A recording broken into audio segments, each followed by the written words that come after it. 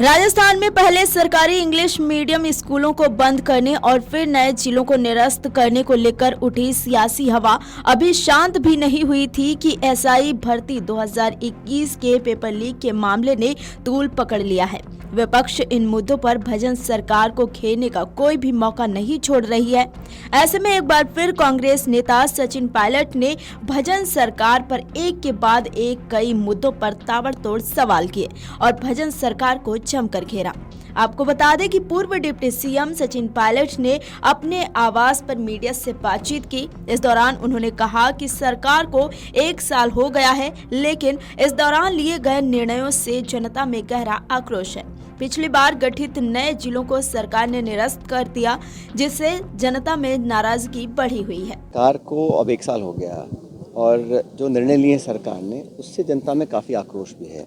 चाहे जो एक बार ज़िले जो बने प्रदेश में, उन ज़िलों को जो निरस्त किया है उसमें काफ़ी जनता में आक्रोश है और सरकार से हम जवाब मांगेंगे सदन के अंदर पटन के ऊपर। उसके बाद इन्होंने जिस प्रकार से समीक्षा कर रहे हैं, जो स्कूल हम खोल चुके हैं इंग्लिश मीडियम वाले, सरकार को चाहिए और स्कूल खोलना। आप स्कूल्स की संख्या को कम करना चाहते हैं और अभी पता पड़ा कि हज़ारों स्कूल ऐसे हैं जहाँ कोई इनरोलमेंट ही नहीं है। तो जो एजुकेशन पॉलिसी है उसमें जो विवाद हमेशा होते रहे हैं, इंग्लिश मीडियम स्कूल्स को जब बंद करना चाहते हैं, इसको लेकर सरकार को जवाब देना पड़ेगा। और ये विधानसभा सत्र में इन सब महत्वपूर्ण मुद्दों पर हम सरकार को कटघरे में खड़ा करेंगे, जवाब मांगेंगे। मैं चाहूँगा कि सदन चले और सदन के अंदर अपना जवाब सरकार प्रस्तुत करे, क्योंकि जो पब्लिक की जो प्रॉब्लम्स हैं, इश्यूज़ हैं, उनको हम उठाएंगे, मजबूती से उठाएंगे। और साल भर में सरकार ने ऐसा कुछ काम नहीं किया, सिर्फ घोषणा भाषण दिए हैं, इवेंट ऑर्गेनाइज करे हैं, लेकिन जो मूलभूत सुविधाएं हैं, खासकर लॉ एंड ऑर्डर को लेकर, किसान की फसल खरीद को लेकर, यूरिया और बाकी सप्लाई की है, इन सब इश्यूज़ को हम मजबूती से उठाएंगे। लेकिन 1 साल में जनता के बीच में जो विश्वास पैदा हुआ है, उसका जवाब हम सरकार से मांगेंगे सदन के अंदर। सर, जिस तरीके से एसआई एग्ज़ाम को लेकर काफ़ी विवाद की स्थिति बनी हुई है, एग्ज़ाम कैंसिल हो नहीं हो, ये सरकार पूरी तरह कंफ्यूज्ड है। सरकार के मंत्री बोलते हैं हम कैंसिल कराएंगे, सरकार बोलती कैंसिल नहीं कर सकते हैं। तो सरकार के अंदर जो गतिरोध चल रहा है उसका परिणाम जनता को भुगतना पड़ रहा है। एक स्पष्ट नीति होनी चाहिए, स्पष्ट निर्णय लेना चाहिए। इतने महीने हो गए इसको लटकाते हुए, पता नहीं पड़ रहा है कि सरकार चाहती क्या है। एसआई की भर्ती की बात हो या बाकी परीक्षाओं की बात हो, अनिश्चितता और अनिर्णय की जो स्थिति है उससे जनता में बहुत एक कन्फ्यूजन पैदा होता है। और क्योंकि सरकार में इतने सारे मल्टीपल पावर सेंटर बन चुके हैं, मंत्री कुछ बोलते हैं, सरकार कुछ बोलती है और जनता पिस रही है और इस तरह से मजाक बना हुआ है। तो स्टेट गवर्नमेंट को चाहिए अपनी नीति स्पष्ट करे। और जिन्होंने जो वादे किए थे, 4 लाख रोज़गार की बात की थी, अभी रोज़ मैं अखबार में पढ़ता हूँ कि युवाओं को हम नौकरी देंगे, स्कॉलरशिप्स देंगे, लेकिन धरातल पर कोई भी स्कीम उतर नहीं पा रही है और कहीं ना कहीं सरकार का फेलियर है। स्टेट गवर्नमेंट की जिम्मेदारी होती है, जो आप चुनाव लड़े थे जिन मुद्दों को लेकर, उन मैनिफेस्टो में जो आपने पॉइंट्स रेज किए थे उनको पूरा करें। सरकार हर मोर्चे पर फेल रही है और अभी भी मुझे लगता है कि सरकार के अंदर जो डायरेक्शन दिल्ली से आते हैं या सरकार में जो ब्यूरोक्रेसी हावी है, जो जनप्रतिनिधि, जो सत्ताधारी के जो एमएलए विधायक हैं, मंत्री हैं, वही अपने आप को असहाय महसूस करते हैं। तो गवर्नेंस जो है बिल्कुल भगवान भरोसे चल रही है यहाँ पर। सर, दिल्ली में नया ऑफिस मिलने जा रहा है आपको, क्या नए चेहरे? और बहुत लंबे समय के बाद हम लोग अपना जो मुख्यालय है कांग्रेस पार्टी का, उसको शिफ्ट कर रहे हैं और 15 तारीख को उसका उद्घाटन खड़गे साहब, सोनिया जी, राहुल गांधी जी करेंगे और मुझे लगता है कि एक नई शुरुआत वहाँ से होगी। बहुत दिनों से चर्चा थी और फाइनली वो दिन आ गया जब कांग्रेस पार्टी का नया मुख्यालय पर हम सब लोग वहाँ पर शिफ्ट करेंगे और वहाँ से पार्टी का संचालन होगा।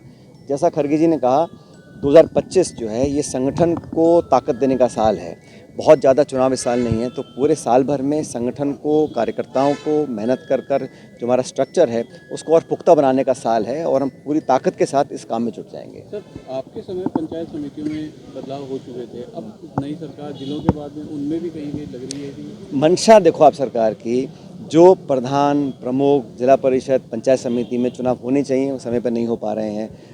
शहरों में चुनाव होने चाहिए, उसको डिले कर रहे हैं, कभी परिसीमन के नाम पर, कभी जनसंख्या के नाम पर, कभी सेंसस के नाम पर लगातार डिले कर रहे हैं।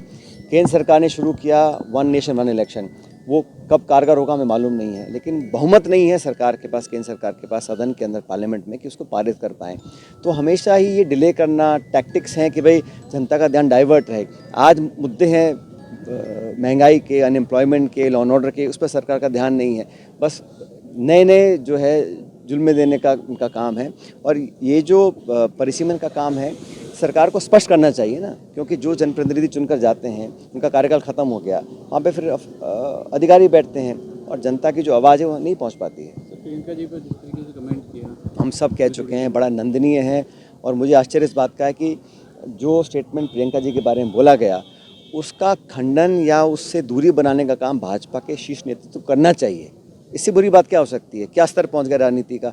चुनाव से पहले आप नेताओं को इस प्रकार की भाषा का प्रयोग करना, और भाजपा का जो लीडरशिप है वो ना तो उसके लिए माफ़ी मांग रहा है, ना उस बयान से अपने आप को दूर कर रहा है। मतलब पूरी भाजपा उस प्रकार की मानसिकता को लेकर आगे बढ़ रही है। महिलाओं का जो उन्होंने निरादर और सम्मान को ठेस पहुंचाई है, उसका जवाब जनता देगी। बता दें कि सचिन पायलट ने कहा कि हम सरकार से सदन के अंदर इन मुद्दों पर जवाब मांगेंगे, जनता के मुद्दों को मजबूती से उठाया जाएगा। ये सरकार पूरी तरह कंफ्यूज है। एक तरफ सरकार के मंत्री भर्ती रद्द कराने की बात करते हैं तो दूसरी तरफ सरकार इसे संभव न होने की बात कहती है।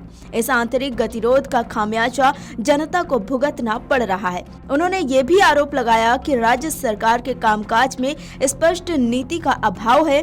उन्होंने कहा कि चाहे एसआई भर्ती हो या अन्य परीक्षाएं, सरकार के फैसलों में देरी और अनिर्णय की स्थिति से जनता भ्रमित हो रही है। Video desk amarujala.com। Amar Ujala Jeevanjali के सारथी की मदद लें और महाकुंभ में स्नान जरूर करें।